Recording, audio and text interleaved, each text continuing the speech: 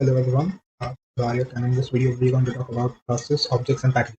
So till now we've understood some theory about classes and objects. First thing you need to know that class is a collection of data. What kind of data? Data is only of two types. Inside a class you can have only two types of data. One is variables and second is methods. There is no third thing that can be contained in a class. Of course, there are something known as constructor, which we will study in the further videos, but for now just understand there are only two things, variables and methods. Variables are typically declared at the top of the class body and they are followed by a lot of methods which are inside the class. And constructors, yes, constructors is one more thing which we will study, but for now just forget it. An object, what is object? Object is a blueprint of a class.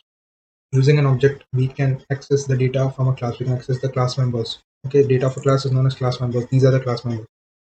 And one more thing which I want you to know is this word called packages, right? You can see this project structure here. There are a lot of directories. There's one default package, there's p1 and p2. These are the packages, guys. And inside a package you have these classes. You can see inside package p1 you have a and class b. Inside p2 you have class c. Now one thing to note is that many times people think that we need to import package. You can always see in the code line, in the files you'll see that the first line is always the import package line or the imports, right? And people as a result they think that we need to import package. No, that's wrong. We never import the package. We import the class which is inside the package. Think of it this way. You get a letter from someone, right? You are interested in the letter and not the envelope containing the letter, right? Envelope is going to be thrown away. The letter is what is important. So a letter is the class and the envelope is the package. Understand it this way. Package is just a folder, guys. It's just a folder in which the classes are kept. So you always import the class and not the package. I'll tell you what is the syntax of that import statement also in a bit, but for now understand you always import classes. So now we need to access the class first, right? So to access a class, we always create an object. This is one thumb rule. To access class data, we need to create object. So let's just talk about our target for this video. Here we ultimately have to print this line. That means you have to go to class A, you have to go to say hello method, and you need to print this line onto the console, the bottom. Okay. So good question. How will we reach out to this? We need to reach out to this method inside class A. First of all, we need to create an object of class A. I'll say A equal to new A. You can see there's an error even though I've given a semicolon. So it's not a syntactical error. This is an import error. It's a compilation failure rather in technical terms to be correct. It's compilation failure. So we need to understand this, guys. Default package. We are in which class? We are in app. App is inside the default package. So JVM executes the app class. It's in this package. We need to reach out to class A. You can see it's in a different package. First of all, if it's a different package, we need to import that class first. So just keep a cursor here, just press Control space, and you can see it has detected that there's class A in package P1. I'll double click this, and here you can see import p1.a.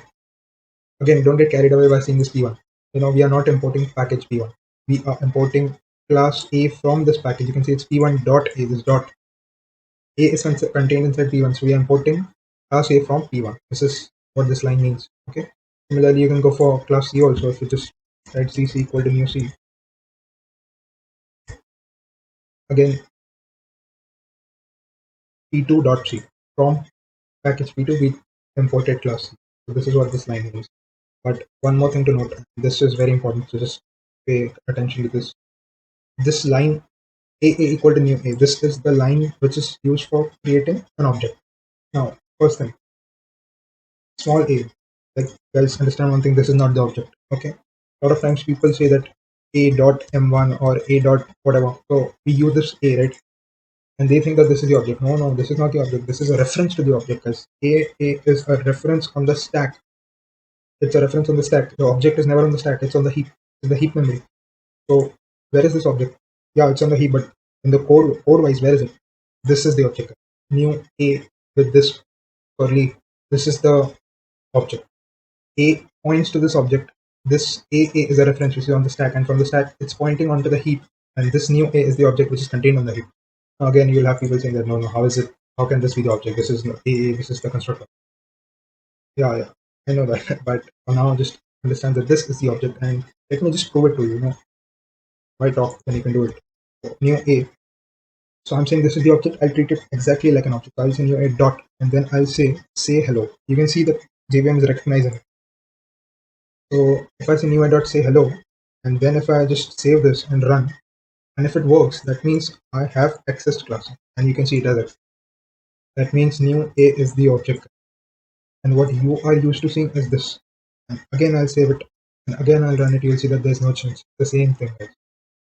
A is just a reference on the stack, and it points to this. This is on the heap equality operator. We are assigning the object to this reference, and using this reference, we are accessing all the data and all the members. Right? So this is what object-oriented programming is. It's about understanding memory, stack memory, heap memory, and how the object actually works. A lot of people they don't even know that this is the object, but good to know that this is the object. What I've just highlighted. This is a reference. This one. Right? So that's it for this video, and we'll meet in the next one.